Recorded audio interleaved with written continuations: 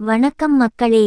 பரபரப்பான திருப்பங்களுடன் பாக்கியலட்சுமி நாடகம் அடுத்து என்ன நடக்கும் என்பதை பார்க்கலாம் வாங்க. அதுக்கு முன்னாடி நீங்க நம்ம சேனலை சப்ஸ்கிரைப் பண்ணாமல் இருந்தால் உடனே பண்ணிடுங்க. நன்றி. கேட்ட கோபியை இங்க பாக்கியா மறுபடியும் ஏத்துக்கவே கூடாது, கல்யாணமே பண்ணிக்க கூடாது அப்படின்னு நீங்க நினைச்சீங்கன்னா இந்த வீடியோக்கு ஒரு லைக் பண்ணுங்க. வாங்க வீடியோக்குள்ள போலாம். பாக்கியாவோட பிறந்தநாள் ஃபங்க்ஷன்ல இங்க ஈஸ்வரி ஒரு பெரிய திட்டமே போட்டு பாக்கியாவும் கோபியும் இனி சந்தோஷமா ஒன்னாதான் வாழப்போறாங்க, ஒரே வீட்ல அப்படிங்கிற மாதிரி சொல்லிடுறாங்க. ஈஸ்வரி பேசுனதை கேட்டதும் இங்க பாக்கியாவுக்கு பயங்கர கோபம் வந்து இங்க மைக்கையும் வாங்கி, நான் யாருடன் வாழ மாட்டேன், யாருடன் வாழ எனக்கு இஷ்டம் கிடையாது, தேவையில்லாத பேச்செல்லாம் இங்க வேண்டாம், நான் கோபியுடன் வாழவே இல்லை, எங்க அத்தை ஏதோ தெரியாம பேசுறாங்க அப்படிங்கிற மாதிரி எல்லார் முன்னாடியும் இங்க ஈஸ்வரிக்கு பதிலடி கொடுத்துட்டு இங்க பாக்கியாவோ சொல்லிக்கிட்டு இருக்க. அந்த நேரம் இதையெல்லாம் பார்த்துக்கிட்டு இருந்த இங்க ஈஸ்வரி ரொம்பவுமே எல்லார் முன்னாடியும் அவமானப்பட்டு நேரா வீட்டுக்கும் போறாங்க. வீட்டுக்கு வந்த ஈஸ்வரி ரொம்ப சோகத்தோட இருக்க, இன்னொரு பக்கம் இங்க பாக்கியாவுக்கும் பயங்கர கோவத்தோட இருந்துகிட்டு இருக்காங்க. அங்க இருந்த கோபியோ, பாக்கியா நீ கோவப்பட்டதுல தப்பே கிடையாது, அம்மா ஏதோ என்னை யோசிச்சுதான் இந்த மாதிரி ஒரு பதிலை சொல்லிட்டாங்க, நீ கோவப்படாத, நான் அம்மா கிட்ட பேசுறேன், என்னை மன்னிச்சிடு அப்படிங்கிற மாதிரி இங்க கோபியை சொல்ல இதையெல்லாம் கேட்டுக்கிட்டு இருந்த இங்க எழிலுமே, ஏன் பாட்டி எதுக்காக இந்த மாதிரி பண்றீங்க, நான் தான் அத்தனை தடவை கோவில்ல சொன்னேன்ல அம்மாவுக்கு இதெல்லாம் பிடிக்காதுன்னு, மறுபடியும் நீங்க எதுக்காக அத்தனை பேர் முன்னாடி அப்பாவும் அம்மாவும் சேர்ந்து வாழ்றாங்கன்னு ஒரு பொய்யை சொல்லி இருக்கீங்க. என்னடா என்ன நான் பேசிட்டேன், அப்படி என்ன நான் பேசிட்டேன், இவங்க ரெண்டு பேரையும் சேர்த்து வைக்கணும்னு நினைச்சது தப்பா, சொல்லு. நீயும் உன் குடும்பம் உன் பொண்டாட்டின்னு தனியா போயிட்ட, செழியனும் உன் பொண்டாட்டிய கூட்டிக்கிட்டு தனியா போயிட்டான், இனியாவும் இன்னும் கொஞ்ச நாள்ல கல்யாணம் ஆகி போயிடுவா. இப்படி இருக்கும்போது இவங்க ரெண்டு பேரும் அனாதையா தனித்தனியா இருக்கிறத பார்க்கவா நான் இந்த உலகத்துல இருந்துகிட்டு இருக்கேன், சொல்லு. நான் போய் சேர்றதுக்குள்ள இவங்க ரெண்டு பேரையும் சேர்த்து வைக்கணும்னு நான் ஆசைப்படுறேன்டா, அதை ஏண்டா நீங்க புரிஞ்சுக்க மாட்டறீங்க. சரிடா, கோபி தப்பு பண்ணாதான், அதுக்காக அந்த தப்பையே நீங்க நினைச்சுக்கிட்டு இருப்பீங்களா. இங்க பாரு பாக்கியா, நான் சொல்றதை மட்டும் கேளு, நீ கோபியை சந்தோஷமா ஏத்துக்கோ, கோபி தப்பு பண்ணாதான், உனக்கு துரோகம் பண்ணாதான், ஆனா எல்லாத்துலயும் இப்ப மனம் திருந்தி வந்து நிக்கிறானே, அந்த ராதிகாவை நம்பி போனான், கடைசில ராதிகா இவனை வேணவே வேணான்னு சொல்லி தூக்கி எறிஞ்சிட்டு போயிட்டா. அப்படி இருக்கும்போது என் புள்ள எப்படி அனாதையா இருக்க முடியும், அவனுக்குன்னு ஒரு துணை நீ வேண்டாவா அப்படிங்கிற மாதிரி இங்க ஈஸ்வரி சொல்றாங்க. போதும் அத்த, பேசாம வாயை மூடிக்கிட்டு இருங்க, ராதிகா ஒன்னும் வேணும்னே கோபியை விட்டுட்டு போகல, நீங்க தான் ராதிகாவை இந்த வீட்டை விட்டு போக சொல்லினீங்க, கோபியை பிரியறதுக்கு காரணமே ராதிகா இல்லை, நீங்க மட்டும்தான், ராதிகா இருந்த ஒவ்வொரு நாளும் அவளை இல்லாத டார்ச்சர் எல்லாம் பண்ணீங்க, கோபியை விட்டுட்டு போக சொல்லி எவ்வளவோ தொந்தரவு பண்ணீங்க, நீங்க பேசுனதை எல்லாம் கொஞ்சம் கூட தாங்கிக்க முடியாததான் கோபியை விட்டு ராதிகா பிரிஞ்சு போயிட்டாங்க. இன்னொரு தடவை நீங்க ராதிகாவை பற்றி தப்பா பேசாதீங்க, அவ்வளவுதான் சொல்லிட்டேன் அப்படிங்கிற மாதிரி இங்க பாக்கியாவும் சொல்றாங்க. என்ன பாக்கியா, மறுபடியும் உன்னோட பிறண்டு ராதிகாவுக்கு நீ சப்போர்ட் பண்ணி பேசுறியா, நான் போக சொன்னான் அதுக்காக போக சொன்னா உடனே போயிடுவாளா, ஏன் கோபி மேல அவளுக்குன்னு ஒரு அன்பு இருக்குதானே, அப்போ கோபியை கையோட அழிச்சிக்கிட்டு போயிருக்கணுமே, இவனும் எவ்வளவோ போய் பேசினான், ஆனா வேண்டவே வேண்டாம்னு தூக்கி போட்டுட்டு போய்கிட்டே இருந்துட்டாள, அதுக்கப்புறம் எதுக்காக இவன் மறுபடியும் அவளை தேடி போனோம், அதனாலதான் வேண்டாம் பாரு, இப்ப அவங்க ரெண்டு பேருமே ட்ரோர்ஸ் ஆகி தனித்தனியா இருக்காங்க, அப்படி இருக்கும்போது ராதிகா அவளோட வாழ்க்கையை பார்த்துக்கிட்டு போயிட்டா, அப்போ கோபி தனியா தான் இருக்கான், இப்போ கோபி தனியா இருக்கும்போது நீ கோபி கூட சேர்ந்து வாழ்ந்தா தப்பு கிடையாதே, நீ ஒன்னும் மூணாவது ஆளு கிடையாது பாக்கியா. கோபிக்கு நீ முன்னாள் மனைவி. அப்படி இருக்கும்போது மறுபடியும் நீ மனைவி ஆகுறதுல தப்பே கிடையாது. என்ன ஊர் உலகம் ஏதாவது சொல்லும்னு தானே நீ பயப்படுற? அப்படியெல்லாம் யாரும் சொல்ல மாட்டாங்க. என்ன ஒரு 4 நாள் பேசுவாங்களா? அதுக்கப்புறம் அவங்க வாயெல்லாம் மூடிக்கிட்டு அவங்க வேலையை பார்த்துக்கிட்டு இருக்க போறாங்க. நீ பசங்களோட சேர்ந்து சந்தோஷமா கோபியோட இந்த வீட்ல ஒன்னா இரு. அதுக்கப்புறம் நானும் போய் நிம்மதியா சேர்ந்துருவேன். என் புருஷன் கிட்ட சத்தியம் பண்ணி கொடுத்திருக்கேன், உங்க 2 பேரையும் சேர்த்து வச்சுட்டு தான் நான் கண்ண மூடுவேன்னு. தயவு செஞ்சு புரிஞ்சுக்கோ பாக்கியா. கோபிய மனசார ஏத்துக்கோ. அப்படிங்கிற மாதிரி எங்க ஈஸ்வரி சொல்ல உடனே அங்க இனியாவோ, அம்மா பாட்டி எவ்வளவு உன்கிட்ட கெஞ்சிக்கிட்டு இருக்காங்க. ஏம்மா உன் மனசு இறங்கியே வரமாட்டது? எனக்குன்னு நீங்க எல்லாரும் இருக்கீங்க, உனக்குன்னு நாங்க எல்லாரும் இருக்கோம். ஆனா டாடிக்கு யாரும்மா இருக்கா? டாடி என்னதான் நம்ம கூட இருந்தாலும் அவரு ரொம்ப தனிமையாவே ஃபீல் பண்ணிக்கிட்டு இருக்காருமா. உன் மனசை மாத்திக்கிட்டு டாடியை ஏத்துக்கோமா. எல்லாரும் இந்த வீட்ல சந்தோஷமா இருக்கலாமா? அதான் ராதிகா ஆண்டியே வீட்டை விட்டு போயிட்டாங்கல. இனிமே டாடி நமக்கு மட்டும் தான்மா. இனியா, நீ சின்ன பொண்ணுன்னு பார்த்துட்டு இருக்கேன். உன் கன்னத்துல இப்ப ஒரு அறை விட்டேன்னு வச்சுக்கோ, அதுக்கப்புறம் கன்னம் பழுத்துரும். உனக்கு மரியாதை அவ்வளவுதான். பேசாம வாயை மூடிக்கிட்டு நின்னுக்கிட்டு இரு. அப்படிங்கிற மாதிரி எங்க பாக்கியாவோ இனியாவை பார்த்து பயங்கரமா கத்திக்கிட்டு இருக்காங்க. என்னம்மா எதுக்காக நீங்க இனியாவை திட்டிக்கிட்டு இருக்கீங்க? இனியா சின்ன பொண்ணுமா, அவ கரெக்டா தான் பேசுறா. நீங்க டாடியை ஏத்துக்கோங்கம்மா. டாடி தப்பு பண்ணலன்னு சொல்லலமா. டாடி தப்பு பண்ணாருதான், ஆனா தன்னோட தப்பை உணர்ந்துட்டு இப்ப உங்ககிட்டயே மன்னிப்பு கேக்குறாரேமா. டாடியை ஏத்துக்கோங்கம்மா. அப்படிங்கிற மாதிரி இங்க செழியனும் சொல்லிக்கிட்டு இருக்காரு. உடனே இங்க செழியன் பேசுனதை கேட்டதும் இங்க ஜெனி இருந்துகிட்டு, இங்க பாரு செழியா, நீ இதுல பேசுறதுக்கு தகுதியே கிடையாது. ஒழுங்கு மரியாதையா வாயை மூடிக்கிட்டு இரு. ஏன் பாட்டி, நான் கேக்குறேன்னு நீங்க தப்பா நினைக்காதீங்க. நீங்க இப்படி பேசுறதுக்கு உங்களுக்கு கொஞ்சம் கூட வாய் கூச்சலையா? ஆண்டி எவ்வளவு கஷ்டப்பட்டு இருக்காங்க. நான் இந்த வீட்டுக்கு வந்ததுல இருந்து இப்ப வரைக்கும் பார்த்துக்கிட்டு இருக்கேன்.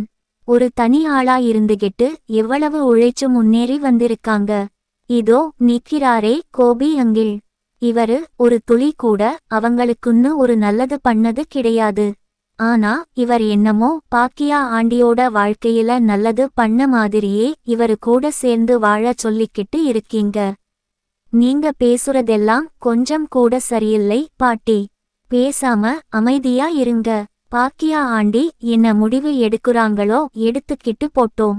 அப்படிங்கிற மாதிரி இங்க ஜெனி பேச, இங்க பாரு ஜெனி, பேசாம வாயை மூடிக்கிட்டு இரு. தேவையில்லாத இதுல எல்லாம் நீ தலையிடாத. கோபியையும் பாக்கியாவையும் நான் சேர்த்து வச்சுதான் ஆகணும். ஏன்னா நீங்க எல்லாரும் அவங்க வாழ்க்கையை பார்த்துக்கிட்டு இருக்கீங்க. ஆனா இவங்க 2 பேரும் அனாதை ஆகுறது நான் கொஞ்சம் கூட விரும்பல. பாக்கியா, உன்கிட்ட கெஞ்சி கேட்கிறேன்.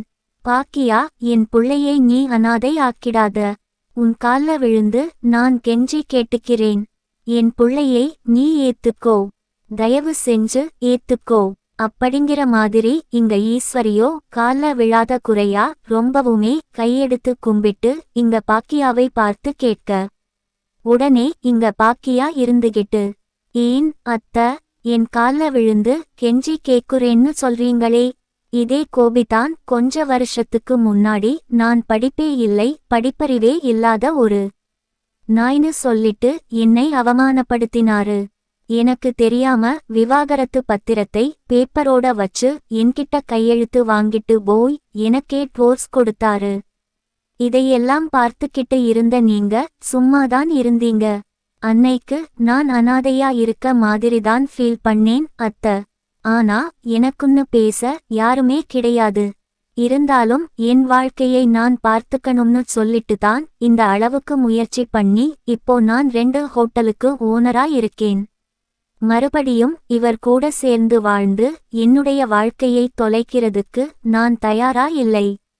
இதே கோபிதான் கொஞ்ச நாளுக்கு முன்னாடி தன்னோட எக்ஸ் வைஃபோட கூட்டிக்கிட்டு இந்த வீட்டுக்கு வந்திருந்தாரு. அதுக்கப்புறமும் இந்த வீட்டுக்கான முழு காசு கேட்டு ரொம்பவுமே தொந்தரவு பண்ணாரு. நானுமே அந்த காசு எவ்வளவோ ரெடி பண்ணி இவரோட மூஞ்சில தூக்கி விசிறி அடிச்சேன். இப்படி எல்லாத்தையும் பண்ணிக்கிட்டு இருந்த இவரை நான் எப்படி ஏத்துக்க முடியும்? அது மட்டும் கிடையாது, ஏன் நெஞ்சு வலின்னு சொல்லிட்டு உங்களுக்காக அவரை இந்த வீட்ல விட்டேன்.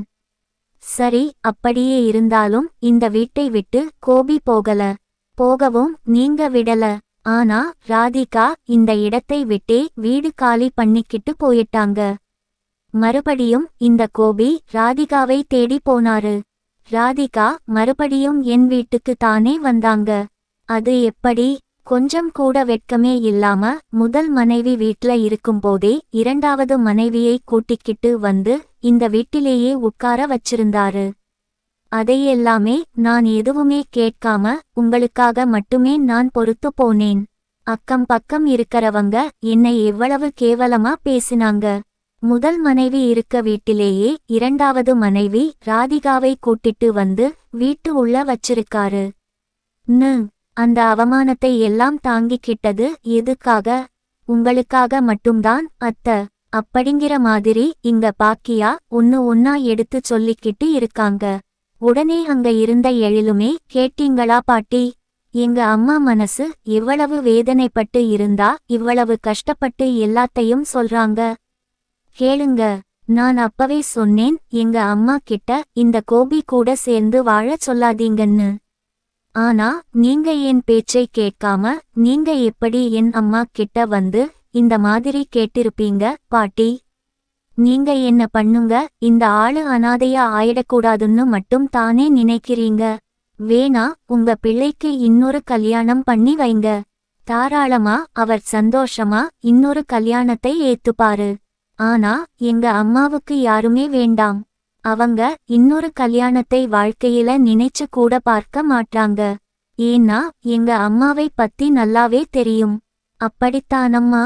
அப்படிங்கிற மாதிரி இங்க எழிலுமே பாக்கியாவை பார்த்து கேட்க, சரியா சொன்ன எழில், உன்னை நினைச்சா எனக்கு பெருமையா இருக்குடா.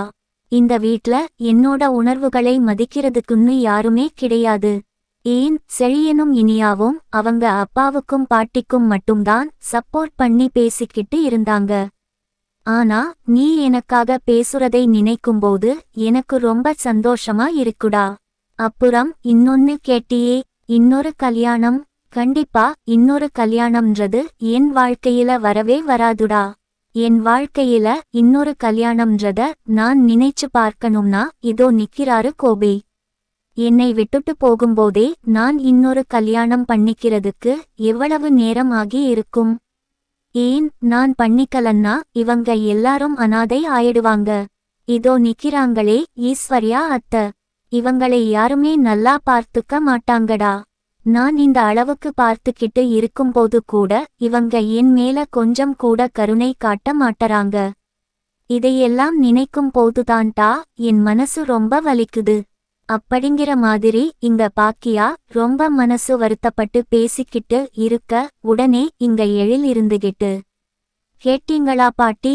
எங்க அப்பா இந்த குடும்பமே வேணான்னு சொல்லி தலை முழுகிட்டு தானே அந்த ராதிகா ஆண்டிய கூட்டிட்டு போய் கல்யாணம் பண்ணாரு. அப்போ எல்லாம் நீங்க எங்க இருந்தீங்க? எங்க அம்மா கூடதான் இருந்தீங்க. எங்க அம்மா மட்டும்தான் உங்களை நல்லபடியா கூட பிறந்த ஒரு பெத்த மகளா இருந்து உங்களை பார்த்துக்கிட்டாங்க. இப்படி எல்லாம் பண்ண கோபிக்கு நீங்க சப்போர்ட் பண்ணி பேசுறீங்க. ஆனா நீங்க அனாதையா இருக்கும்போது எங்க அம்மா உங்களையும் தாத்தாவையும் எவ்வளவு அன்பா பார்த்து கவனிச்சுக்கிட்டாங்கன்னு அதை கொஞ்சமாவது நினைச்சு பாருங்க. நினைச்சுக்கிட்டு எங்க அம்மாவுகிட்ட இனிமேலாவது இந்த ஆளெல்லாம் கல்யாணம் பண்ணிக்க வேண்டாம் ன்னு சொல்லி சொல்லுங்க. ஏன் இந்த பேச்சை எடுக்க வேண்டாம்? எங்க அம்மா தனியாவே இருந்துகிட்டு போட்டோம். அப்படிங்கிற மாதிரி இங்க எழில் சொல்லிக்கிட்டு இருக்க, உடனே இங்க பாக்கியாவோ, வேண்டாம் எழில், இதுக்கு மேல இவங்க இனிமேலும் வாயை மூட மாட்டாங்க. நானும் எத்தனையோ தடவை சொல்லிட்டேன், இந்த ஆளு கூட எல்லாம் என்னால சேர்ந்து வாழ முடியாதுன்னு. ஆனாலும் இவங்க மறுபடியும் மறுபடியும் 4 பேர் முன்னாடி என்னை அவமானப்படுத்திக்கிட்டுத்தான் இருக்காங்க. இனிமே நான் இந்த வீட்ல இருக்க மாட்டேன். இப்பவே நான் இந்த வீட்டை விட்டு வெளியே போயிடுறேன் அப்படிங்கிற மாதிரி எங்க பாக்கியா சொல்ல, உடனே கோபி இருந்துகிட்டு, பாக்கியா, வேண்டாம் பாக்கியா, அம்மா பேசினது தப்புதான். அம்மா என் மேல இருக்க அக்கறையில தான் இந்த மாதிரி பேசிட்டாங்க. இனி அவங்க பேச மாட்டாங்க பாக்கியா அப்படின்னு இங்க கோபி சொல்றாரு. உடனே இங்க பாக்கியா இருந்துகிட்டு, இல்ல கோபி, நானும் எத்தனையோ தடவை சொல்லிட்டேன் உங்களை இந்த வீட்டை விட்டு போக சொல்லி. ஆனாலும் நீங்க போக மாட்டறீங்க. உங்க அம்மாவும் உங்களை போக விடமாட்டறாங்க.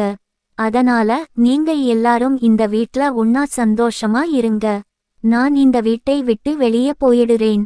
இதுக்கு மேல இந்த வீட்ல நான் இருந்தாலும் எனக்கு மரியாதையும் கிடையாது. இந்த அத்தை வாயும் மூட மாட்டாங்க. அவங்க புள்ளையும் அவங்களோட சுயநலமும் மட்டும்தான் இதுல அடங்கி இருக்கு.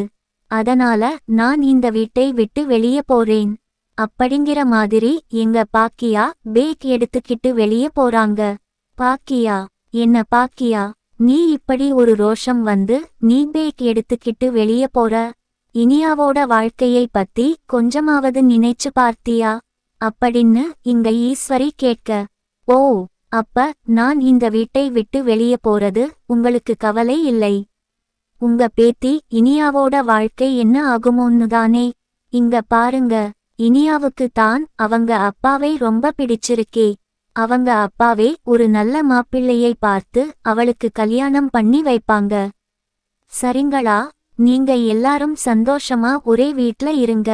இனிமே நான் இந்த வீட்ல இருந்து ஒரு பிரயோஜனமும் கிடையாது அப்படின்னு சொல்லிட்டு இங்க பாக்கியாவோ பேக் எடுத்துக்கிட்டு வெளியவே கிளம்புறாங்க. இதையெல்லாம் பார்த்துக்கிட்டு அங்க நின்னுக்கிட்டு இருந்த செல்வியோ என்ன பேசுறதுன்னு தெரியாம இங்க ஈஸ்வரி கிட்ட வந்து, அம்மா, நீங்க பாக்கியா அக்கா கிட்ட இப்படி நடந்துகிட்டு இருந்தது தப்பு. கோபி சார், நீங்களும் இந்த வீட்ல இருந்தது தப்பு. எப்போ ராதிகா இந்த வீட்டை விட்டு வெளியே போனாங்களோ அப்பவே நீங்களும் இந்த வீட்டை விட்டு வெளியே போயிருக்கணும். அதை விட்டுட்டு உங்க அம்மா கூட தான் இருப்பேன்னு சொல்லிட்டு பாக்கியா அக்கா வீட்ல இருக்கிறது தப்பு. பாக்கியா அக்காவே இந்த வீட்டை விட்டு வெளியே போனதுக்கு அப்புறம் எனக்கு இந்த வீட்ல இருக்க சுத்தமா பிடிக்கல. அதனால நானும் கிளம்புறேன். வேலைக்கு வேற யாரையாவது பார்த்துக்கோங்கம்மா அப்படிங்கிற மாதிரி சொல்லிட்டு அங்க இருந்த செல்வியோ வீட்டை விட்டு பாக்கியா கூடவே வெளியே போறாங்க.